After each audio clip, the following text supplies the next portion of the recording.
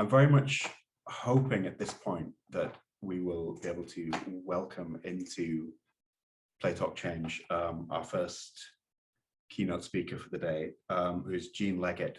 Gene is the CEO and co-founder of One More Story Games, a games and edtech startup helping non-coding storytellers as young as 8 create and publish narrative games.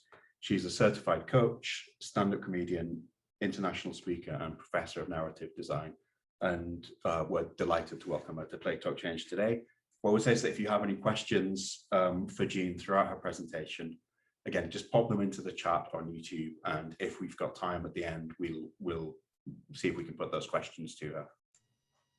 Hello, everyone. Hello, welcome. Thank you very much for having me. I am ready to go. Fab. Well, the virtual floor is yours. Okay, let me just. Dun, da, da, da, da, da, da, da, da. All right, can everyone see this? I believe that you can, so let us get started. I do have my closed captioning.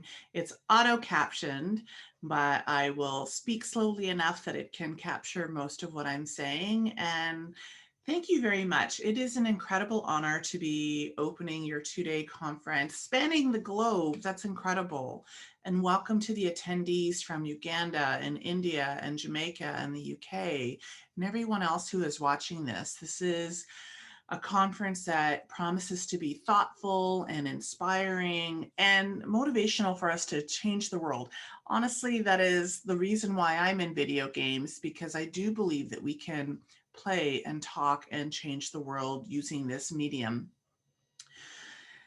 The Universal Declarations of Human Rights by the United Nations declared that the fundamental rights of women are to live free from violence, slavery, discrimination, that we have the right to education, to own property, to vote, and earn a fair and equal wage.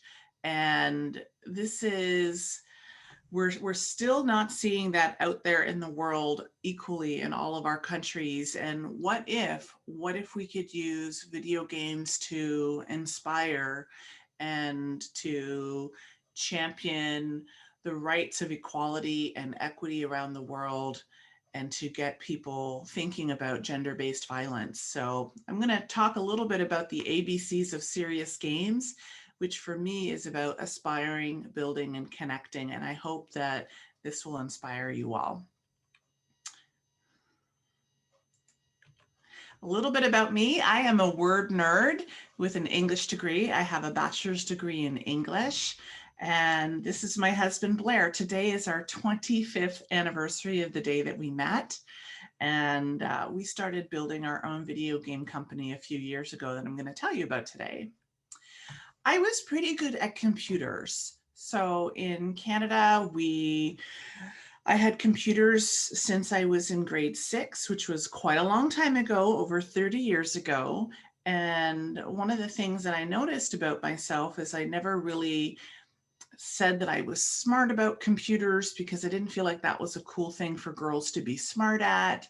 And so I just sort of downplayed that. And I don't think that any of us should downplay our skills and talents. But it did end up leading me to do what I do now, which is to run a video game company with my husband. But before I even got into that, I actually did some stand-up comedy, and I used to teach laughter yoga. So I'm a little bit of a strange person, and I hope that you might even notice that today. So my whole thing, and the whole reason why they've asked me to come and speak, is because I've created a video game company with my husband that our whole thing was, what's possible and how can we change the world? You know, what if we took stories and created interactive stories about serious content so that people could develop a sense of empathy? And how can empathy change the world? For example, what if we told stories that are in an interactive format about Japanese internment camps to show people what has happened to, for example, in Canada during World War II? Most Canadians don't know that the Japanese populations in Vancouver were taken to internment camps and treated very poorly. Or even recently, with what's going on in the current news in Canada, is the discovery of, unfortunately, of mass graves of Indigenous children. And we need to be having these conversations to understand our past so that we can change our future. And are we going to call these games? Do we want to call them something else? When we talk about video games in general, we're talking about things that are amusing or fun. And serious games are meant to explore something else other than entertainment. And sometimes it's going to have an atypical subject. Many of you have been working on your own games through the None and Three Center. I have been in serious game creation for a couple of years now, and some of the games that I see explore the subject matters of intergenerational child abuse and perhaps an eating disorder or mental health issues. And all of these have an audience of people saying, wow, that happened to me too. And what's possible if we can impact empathy on an ongoing basis. I'm going to share a little bit about my life journey with you and how I can sort of benchmark it by the kinds of games that I used to play.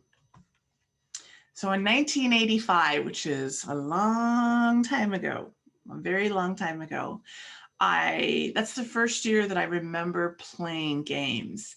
And these are some of the games that I used to play at home with my sister. So our family was a lower middle class family, but we did have access to a Nintendo system, one of the first ones that came out, and which I think is pretty amazing because my grandparents weren't very techy, but they made sure that we had one of those. And I remember playing competitively with my sister that game called Contra, where it's about like you like jump and you shoot things and then you progress through the levels.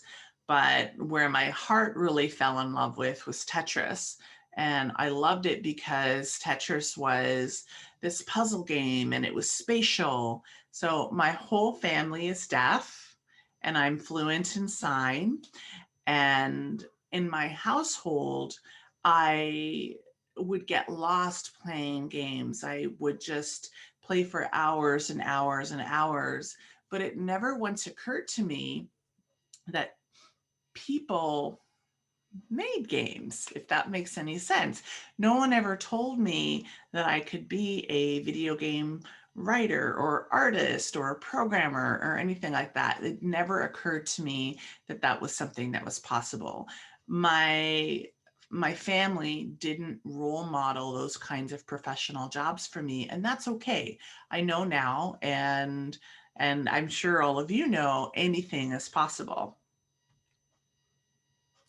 So games have changed over the years to going from these big consoles into things that you can put in your pocket. And it's one of the really, really incredible things about phone games is that they fit in our pocket. But we weren't quite there yet. In 1996, which is the year that I met my husband, that's when I started to play more cooperative games and adventure games. So I'm getting a little heart. My husband's name is Blair. And these are the kinds of games that they had. And they were storytelling games. And I could get a sense of more of the characters and the dialogue. And I thought, well, that's super interesting. This is actually one of my favorite series because I enjoy the comedy and it's really well done.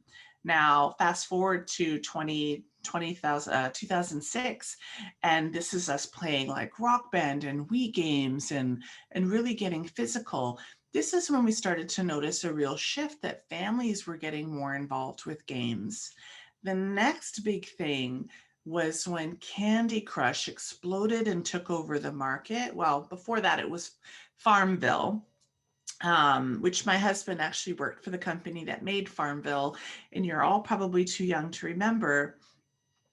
But in 1 year, in 2010, Farmville made $1.5 billion from people buying little virtual cows. So games generates a lot of money, and with a lot of money you can impact a lot of people, and I want you to keep that in mind. So Candy Crush, I personally played a lot of Candy Crush, and one of the reasons why games is so pervasive is because of smartphones. Smartphones make up more than 50% of the games market, and games like Candy Crush, they're very pervasive, but we have a lot of visual novels, and it's super exciting to see people using mobile to develop games that people can play around the world. And I played a lot of Candy Crush. You might remember Pokemon Go. I imagine that you have a lot of interesting Pokemons in your neighborhood, and maybe I could come and visit and collect some of them. So who is a gamer? I think it's really important to think about who is a gamer. Now, you might be surprised, but gamers are actually older than you think you are. So the average age of a gamer is 34. And for women make up almost half of the game players. And when we think about game players, we don't typically think of girls and women. We tend to think it's young teenage boys and they're playing all the games, but it really is us. And typically women prefer the story-based games, the less violent games, and also we play a lot of mobile games. So I don't know. Was that a surprise to any of you? Maybe it was, maybe it wasn't. Maybe you already enjoy playing video games with your friends and you don't think about who you're playing them with, and that's really great. So to build games, what do we need? And what stories can we tell? So the technology my husband and I built, we built a game engine called Story Stylus, which we're currently revamping, because in technology, sometimes you pick the wrong technology and then you have to build it all over again 7 years later. So that's what we're working on. But our whole mission that was driving us was that it was easy to use, and it could take an idea from even a 7.5-year-old child, and we could create something that somebody could later play. And most importantly to us is, how do we reduce the technology barriers so that you don't need to know a lot of code, so that we can help people around the world make games? I thought that was kind of a cool concept, and which is why we're still doing it 7.5 years later. So this is one of the screens. This is our game engine Story Stylus, and then it publishes games, little 2D adventure story-based games. Now, we've been using our own technology to build our flagship game. And our flagship game is called The Lily Bard Mysteries, The Body in Shakespeare Park. I want to share a little bit about this game because it is a little bit of a darker story. It is a point and click narrative mystery. And this is Lily Bard, and she is a sexual assault survivor. Something really horrible has happened to her. And what if we could take this novel and adapt it into an interactive experience? We can call it a video game. I prefer interactive digital media. What if we could put all of these elements into the game that help people understand, who is she? What is it like to experience post-traumatic stress disorder? What is it like to experience anxiety? And how does she relate, and how do other people relate to trauma survivors?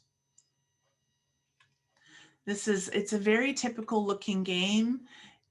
Is it? Well, it's a little bit like book meets game. So there's a lot of story, there's a lot of reading to it, but it has all of the typical elements. It has, the cursor that changes. And by the way, that garbage bag that says, this looks suspicious. Well, it is kind of body shaped.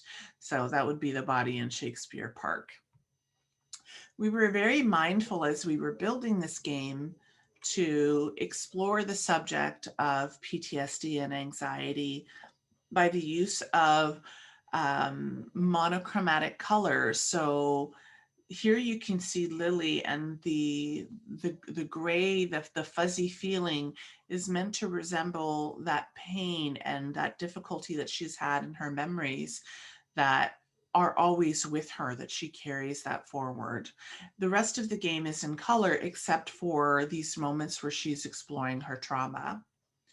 And this is a courtroom scene. And for so many sexual assault survivors, they don't get an opportunity to speak their truth in court and to see justice.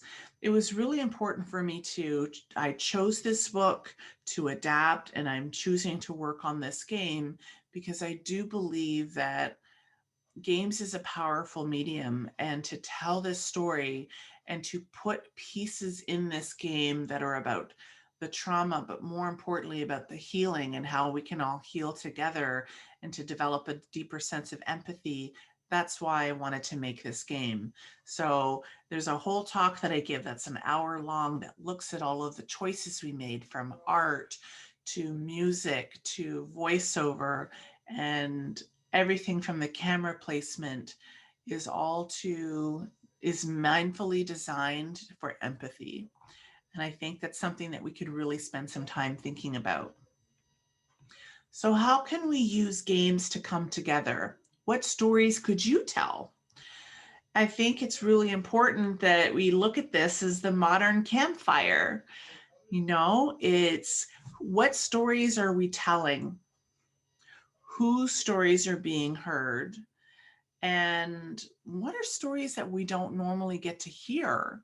Because I think it's important that we recognize that not all voices are being heard right now. The games that get published and played are people who have the financial means to be able to create games and the technology, the ability to publish those games. So it's really important that we lower those barriers to entry so that everybody can tell those games, because I want to hear more stories from Uganda and Jamaica and India. There's lots of games from the UK, but I want to hear those too. And I think there's a lot of things that we can explore in games to create empathy. For example, humanitarian crises and stories about climate change and gender-based trauma and discrimination. I'm hard of hearing. My whole family is deaf. I want to see more games with sign language. And why not? But we don't have that right now. So we need more game makers who are inspired to go and make these games. Now, I want to share a little something that happened to us a number of years ago. We ended up teaching children how to make games. It was a total fluke. I said to my husband, maybe we should invite some children to come and play test our software to see, did we make it easy enough? And those are some of the pictures from some of our students that we've taught over the years. And as you can see from the middle photo, those are young girls. Those are girls as young as 7.5 years old. And we had so much fun teaching them. And I'm going to share with you their game in just a moment. But number one for us was we needed to make it simple. And you could see that empathy was a core driving factor for us. Empathy, creating, prototyping, and testing. And so teaching these young girls and boys the designs of game thinking and unleashing their creativity. And this is a sweet little game that these girls made called The Adventures of Finn and Gacks. Now, it's about two brother puppies. They're the two on the far left. Two little brother puppies that go on a picnic in the woods, and they meet some interesting people along the way. They meet Super Monkey and they meet Super Kitty. And if they are nice to Super Monkey and Super Kitty, they will give them like a red rose or a pink rose or a yellow rose. But they also meet, and I'm so sorry I didn't include it in the slides, a very mean wolf, and his name is Julio. And he's very angry. And like, well, why are you so angry? Well, because people were mean to me. And so I decided to be mean back to them. And for 7.5 and 8-year-old girls, that's a really powerful message that they could understand that we needed to talk about bullying in this game, and what happens when you're not nice to somebody, that they will be unkind to you back. Now, as I said, if you're nice to all of the characters, then they will give you roses. And what you can do with these roses is at the end of the game, there are these swirling portals. And what's really remarkable about this is about halfway through the week, these little girls to me said, "Jean, we want to make this game scary." What happened? I thought we had a really sweet little game going on here. Can we have jump scares? Okay, we'll have jump scares, little ones. And I'm about to show you one of the images, but each of the 5 girls I was working with wanted to participate and draw their very scary images. And so what ended up, the result of this was this. Paired with, you're probably not familiar with this song, but paired with the song of Ring Around the Rosie. And the girls didn't think it was very scary. And I thought, well, if we include that, their parents will. What is the importance of this story? The importance of the story is, first and foremost, that children have active imaginations. And sometimes you end up with horror, and sometimes you end up with humor, and sometimes you end up with silly and fun content. You never know what comes out of the mouth of literal babes. And what I find interesting about that whole experience is my husband was very nervous to show the parents in the room that had all come for our demonstration the work that had been done by these young girls, because it was scary and it was horrific. And what the parents said to me was, it was really nice that their children could explore that and not have boundaries placed on them. And again, anything is possible. But most importantly, I think the parents really appreciated that the message was about being kind. And by the way, you do end up, if you go to the yellow portal, which all the girls were chanting, yellow, yellow, that's what happens, and you die from being scared. But maybe in an alternate version of this game, you die from not being nice. So it was such an experience for us to work with these little girls and all of the children that we've worked with, because their imaginations were limitless. We did have stories that were exploring sadness and isolation, and thankfully, no, there weren't too much in the way of deep themes for the children that we've worked with, which are between the ages of mostly 8 between 16. But they know that they can use games, that they can code and draw and write, and they can tell their stories, which is really important. I'm a big fan of Michelle and Barack Obama. I think they're pretty cool. And what makes them really cool to me is that they talk about literacy as the most basic currency of the knowledge economy. And I can't see each and every one of you, but what I can hear and understand about you is that you're engaged and you're curious and you're wanting to be part of what's possible in the future. And that comes from literacy, not just book reading, but technology literacy and being able to understand, like just even watching the videos that you all put together and the work that you've been doing on the committee work. It tells me that you're engaged and that you're using all of the tools and the resources you have to play, talk, and connect with each other. There's a quote from the Dalai Lama that says, "Without technology, humanity has no future. We have to be careful that we don't become so mechanized that we lose our human feelings. And I believe that to be very true. We can't throw all of our hopes onto technology. We still need to reach out and talk to people face to face and have those relationships within our communities. We can use technology to connect to people all around the world, but we can't forget the people in our communities and modeling for them what does that look and feel like to have positive relationships in our homes, in our schools, in our communities, perhaps even our places of religious worship. Any community is, we need to make sure that we're still connected to each other. For video games and technology, I want you to think about leadership, because you all are the future. You're the future of our communities. You're the future of this planet. And they say that to every generation because it is true. You are the ones that will inspire us. And when you think about the legacy and the future, I want you to think about, how do we build things with our values in mind? And what are those values?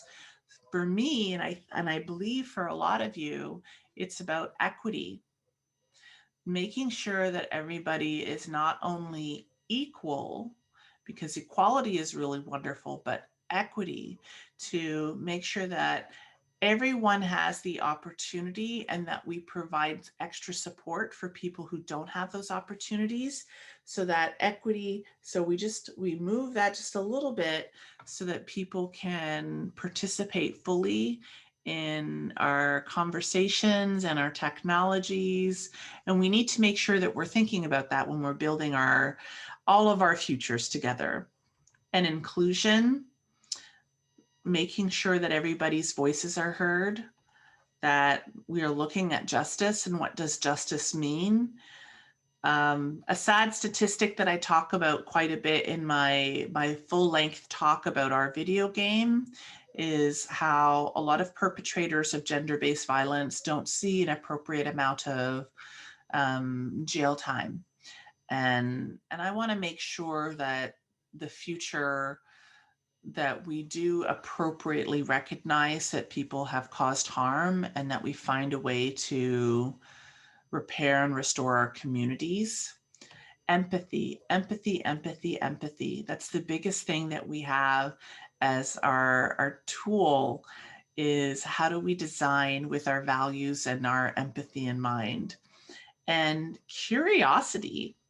So, my goodness, where would we be if we weren't always curious? I'm curious. I have never traveled to India or Uganda or Jamaica or even the UK. I have recently been to Australia, New Zealand, and to Germany and Poland, but I haven't had the opportunity to go and learn from your countries, and I would really love to. So I would love to see the stories that you all have to tell about what it's like to grow up in your community, what it's like, what a day in the life looks like for each of you. And I hope that you'll think about making some games, because the future of video games is that we build even more accessible tools.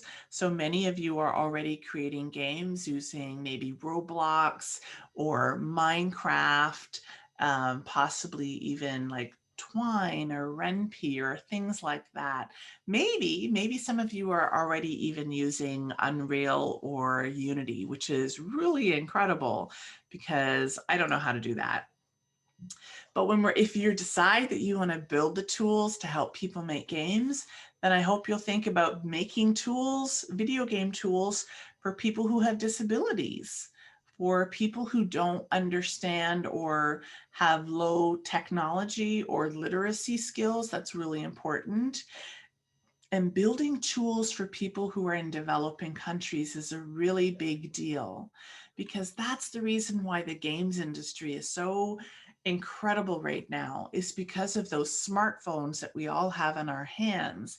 And those games are reaching countries and people that have never played games before, because not everybody can afford a PlayStation or an Xbox or a Wii or even a laptop computer. So making sure that we make games that can reach the technology capabilities in developing countries means that more games get made and more stories get told. So that's super exciting.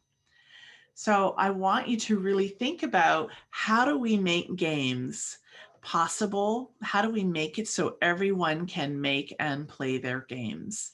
I'm so excited to see the kinds of stories that each of you will create and tell. There is an incredible power in watching someone play your game. And most importantly, having somebody come away from an experience where they say, wow, I really understand. I really empathize. I felt it right here. And that's quite powerful as a games maker. And I think that each and every one of you has the ability to share your story, to be heard, understood, and acknowledged, and that you're going to be part of changing this world through play, talk, change.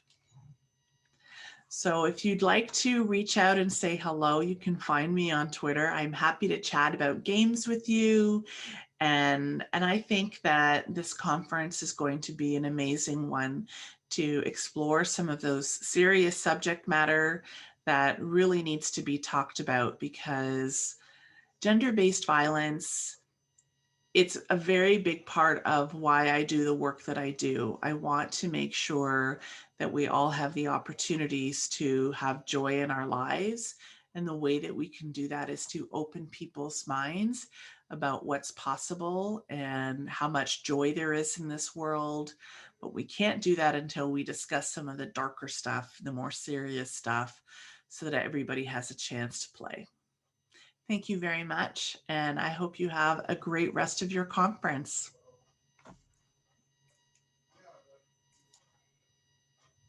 Hi, Jean. Thank you so much for that. I thought that was really, really interesting. Just absolutely brilliant to hear about what you're doing, and the way in which you're bringing in new gamers and new game developers that are outside what we maybe think of as being gamers without realizing. It's absolutely fantastic. We have got a few short questions if you've got time. Absolutely. That would be brilliant. Thank you so much. So to start with some comments, we've had a lot of happy anniversary to you and Blair, which is lovely. Thank you. I don't know if there's going to be time to answer this. We've had a lot of people asking for an explanation of what laughter yoga is, which I would love. I don't know if there's time.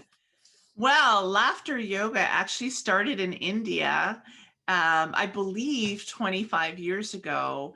And I believe his name is Dr. Kataria. And so laughter yoga is the practice of laughter for no reason whatsoever. You don't even need to be telling jokes or be funny. You just go, you force yourself to laugh. And I'll tell you, I'm actually really glad that you've asked this question, because when you are feeling incredibly stressed, one of the things that you can do is you can fake laughter. And if you can fake laughter for about between 30 seconds to 2 minutes, like the longer you can do it, the better, your brain's happy hormones will kick in.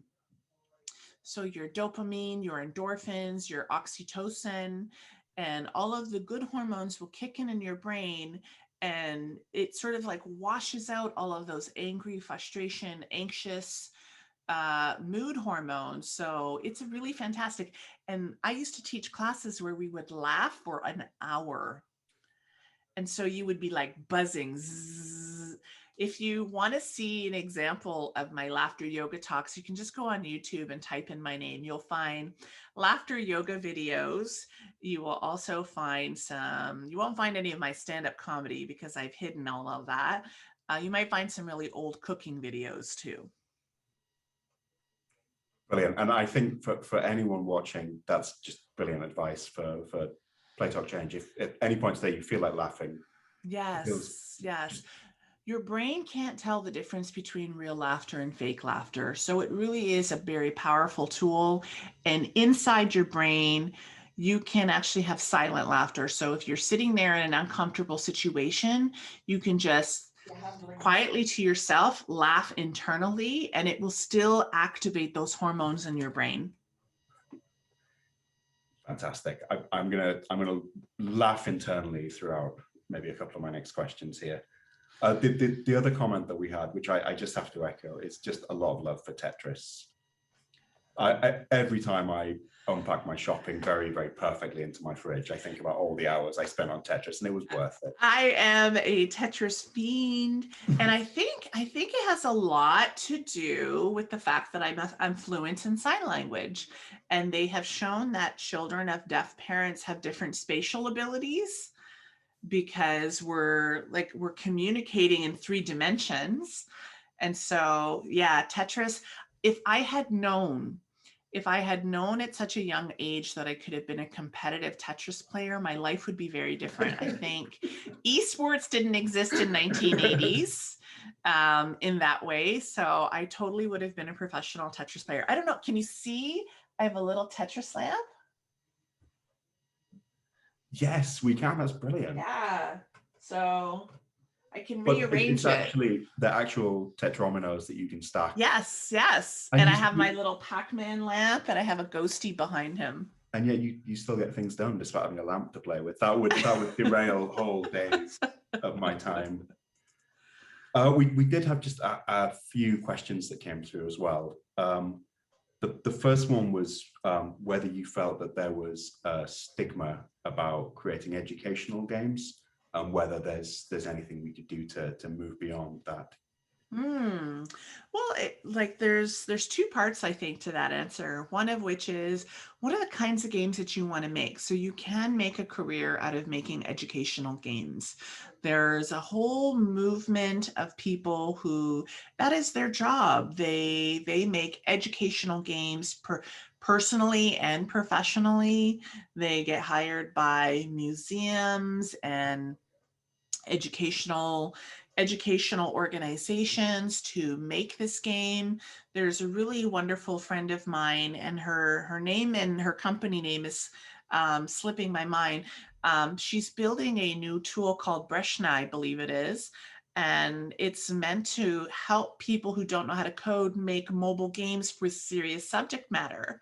So she's made mobile games on menstruation. She's made mobile games on gender-based violence. Like, there's a lot of interesting people out there that are making these kinds of games, and they do that professionally as well. So if you want to make those games, make those games.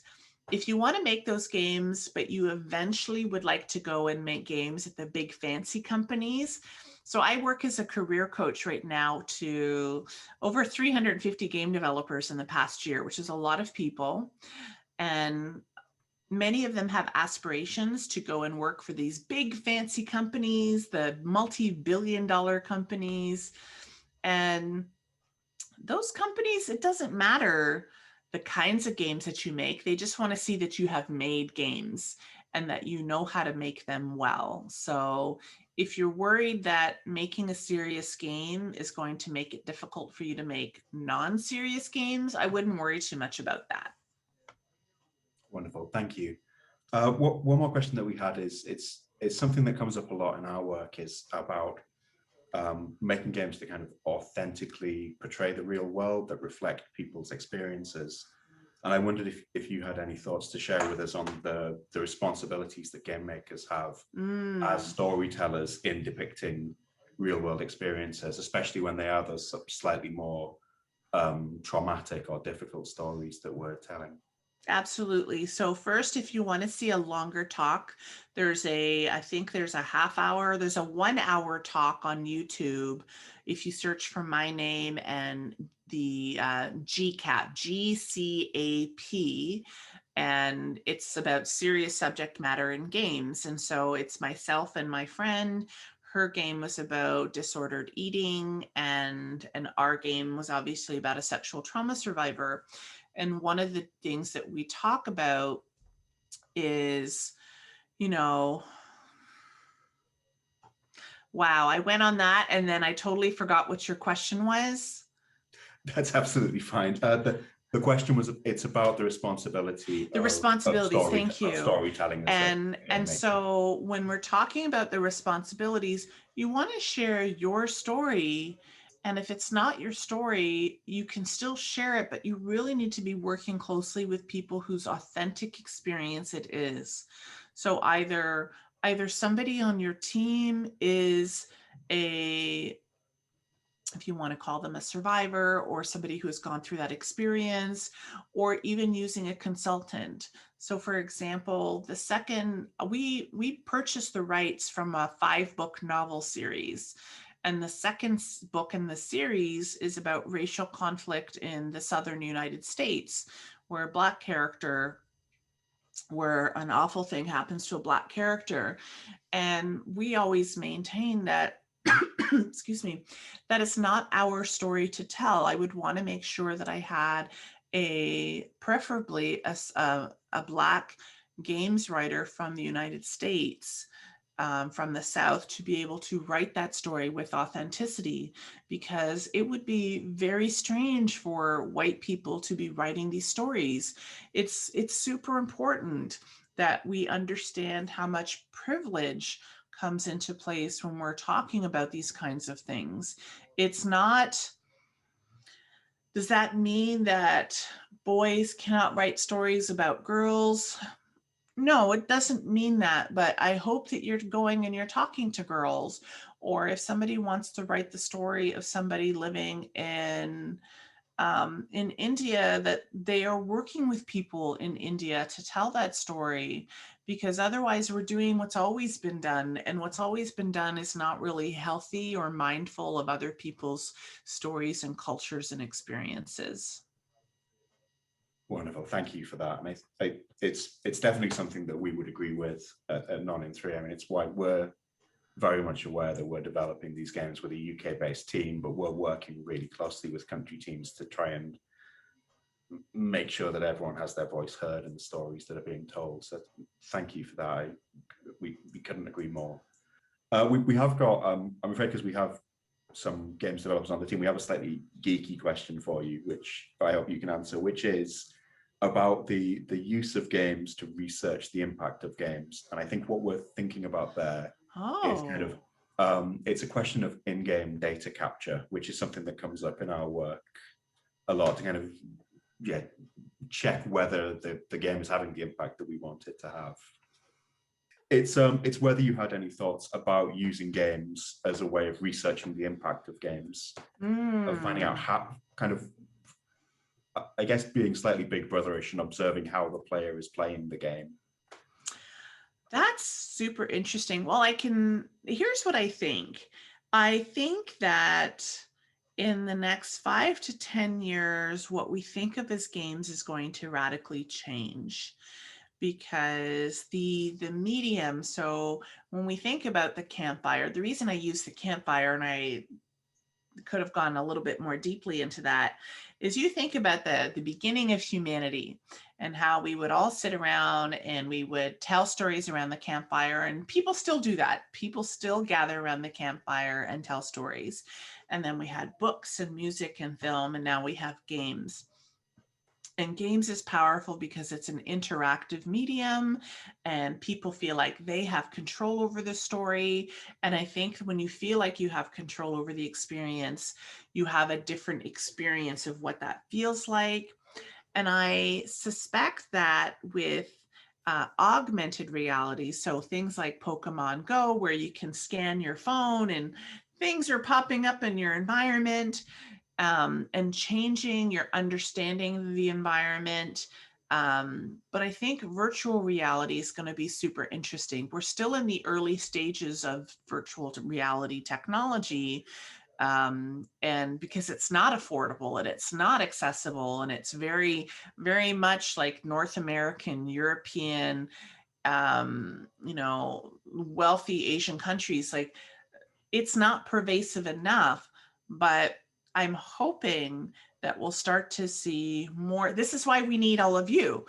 We need you to make these games, because if we can make serious games content in VR, And we're already seeing great content being used to help people with Alzheimer's and people with PTSD. We can use games for a healing framework. And it'll be super interesting in VR to be able to see somebody's experience, like how they are impacted by the story. We're already seeing all sorts of technology with like heart rate monitors, and we can see how people are impacted. And I think that we're going to see more and more of that in the future. I don't want to all of us be hooked up to wires and stuff. That's not my idea of connection, is all meeting in a virtual world. But who knows? Maybe that's part of our experience in the future. Thank you so much. I'm absolutely delighted with an answer that spans the whole of human history, from campfires to this future. It's more than I was hoping for. Thank you so much for that. I think at this point we may have to thank you very much Yes. for your contribution and press on with the rest of our program. But it's been an absolute delight having you here, and thank you so much for joining Play Talk Change. Thank you, everyone, and I hope you have a great rest of your conference. Please, make great games, make bad games, because then you'll get better at making them, and you can learn. I make lots of bad games, and now I make better ones. So just make games and be yourself and have fun. All right, take care. Thanks, Jane. Thank you.